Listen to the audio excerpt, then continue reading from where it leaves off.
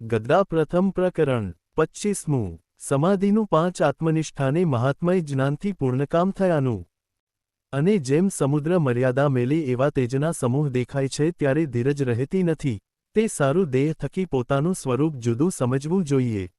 અને એમ જે સમાધિ થાય છે તેના બે ભેદ છે, એક તો પ્રાણાયામે કરીને પ્રાણનો નિરોધ થાય છે તે ભેળો ચિત્તનો પણ નિરોધ થાય છે, અને બીજો પ્રકાર એ છે જે ચિત્તને નિરોધે કરીને પ્રાણનો નિરોધ થાય છે। તે ચિત્તનો નિરોધ ક્યારે થાય છે તો જ્યારે સર્વ ઠેકાણેથી વૃત્તિ તૂટીને એક ભગવાનને વિશે વૃત્તિ જોડાય।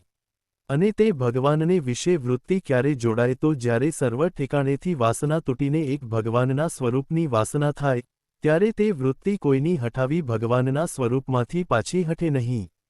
જેમ કોઈ કૂવો હોયને તે ઉપર 20 કોષ ફરતા હોયને તેનો પ્રવાહ જુદો જુદો ચાલતો હોય ત્યારે તે પ્રવાહમાં જોર હોય નહીં, અને 20 કોષનો પ્રવાહ ભેળો કરીએ તો નદીના જેવો અતિશય બળવાન પ્રવાહ થાય, તે કોઈનો હઠાવ્યો પાછો હટે નહીં।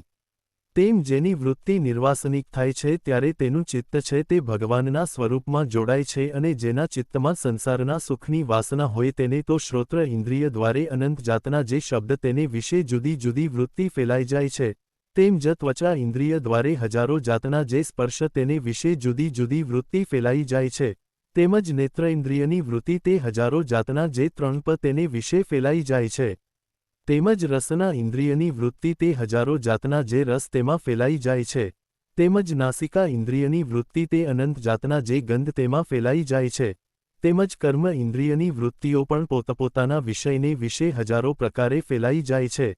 એવી રીતે દશે ઇન્દ્રિયો દ્વારે એનું અંત કારણ છે તે હજારો પ્રકારે ફેલાઈ ગયું છે।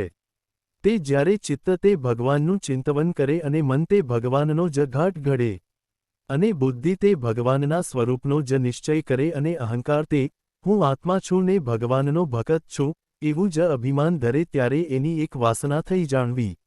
અને પ્રાણે કરીને જે ચિત્તનો નિરોધ થાય છે તે તો અષ્ટાંગયોગે કરીને થાય છે। તે અષ્ટાંગયોગ તો યમ, નિયમ, આસન, પ્રાણાયામ, પ્રત્યાહાર, ધ્યાન, ધારણા અને સમાધિ એ જે 8 અંગ તેણે યુક્ત છે। અને અષ્ટાંગયોગ તે સાધનરૂપ છે ને એનું ફળ તે ભગવાનને વિશે નિર્વિકલ્પ સમાધિ છે।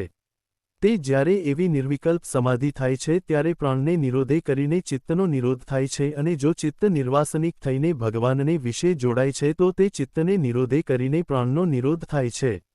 માટે જેમ અષ્ટાંગયોગ સાધવે કરીને ચિત્તનો નિરોધ થાય છે। આવા જ અવનવા ભક્તિમય વિડીયો માટે વિડીયો કો લાઇક અને અમારી ચેનલને સબસ્ક્રાઇબ કરો અને બેલ આઇકન દબાવો જેથી સૌથી પહેલા વિડીયો તમારા સુધી પહોંચે।